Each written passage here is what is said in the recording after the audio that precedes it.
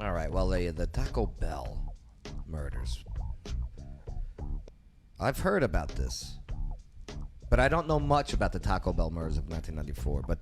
But the man convicted of the '94 Clarksville Taco Bell slayings, well, is now scheduled to have a court date on June 30th. That's tomorrow. Wow. On Montgomery County Court Complex. Why is there a court date? Tomorrow, June 30th, 2020, if this took place in 1994.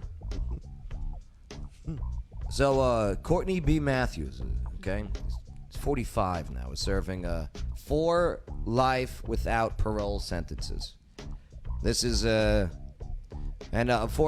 4 consecutive convictions of first-degree murder and especially aggravated robbery, the 1994 robbery of Clarksville Taco Bell restaurant, and the slayings of 4 restaurant employees. Bay, what happened? What word on the street? What happened? What I remember, January 30th, 1994. He was the only one that did that. I never knew there was anybody else that was with him that did that. Well, what happened? Allegedly. Allegedly, what happened? He broke into the place and tied him up, robbed him, killed him. The Taco Bell people, Mm-hmm. the employees. The employees. Yeah, I remember that. Drever, yeah, you were around here when it all went down? Yeah. Oh, yeah. Was it big? Yes, it was all over the news, and I heard that he had climbed up into like the ceiling or something yeah. like that, and when the store closed, he mysteriously comes down from the ceiling and he does his thing, and then I think it went from there to Baskin Robbins. Ah, yes, I've heard that murder, part. and it just kept going. So it was a lot going on. It was some that time one. and very sad. Yeah, according to this, the evidence at the trial established in the early morning hours, January 30th, 1994. Wow. The 4 employees were executed during the robbery of the restaurant, and so Matthews and David Hausler. See, I never heard of that dude. No. And at the time, both 19 years old. Wow. So now there's this new name introduced. Yeah. David Hausler. Wow. Okay, were separately convicted of the murders and of especially aggravated robbery.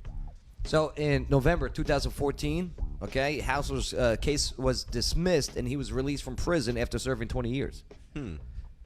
That's interesting right there. That dude never got brought up because we were talking about that today. Because all the other people that lived here, that all they knew was the main name of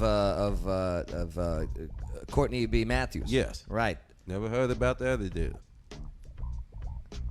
Now, and you never heard of him either, No. treatment. And then you have to think about it. It was the '90s, so if the other dude was related to somebody, Oh, you think so? you ain't gonna hear about it. You know this seltzer water. It's with a hint of flavor of root beer, and they're not kidding. It's a hint. It's a hint. Like watered down. So in 2019, the Tennessee Court of Criminal Appeals they issued the ruling in the Matthews case, and the petitioner, appeals that from the denial of his petition for post-conviction relief, wherein he challenged his jury convictions for 4 counts of first-degree felony murder and 1 count of especially aggravated robbery. Now, Matthews' issues, I don't know, that's crazy. After all these years, they're going to, he's got a court date. So what has he been? He's been in prison the whole time. Was he military? Ex, I think. Former military guy? I don't know.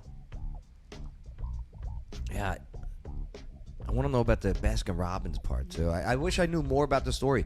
I hear people bring it up in conversations from time to time. Yes. But man, It's been so long ago. that is crazy.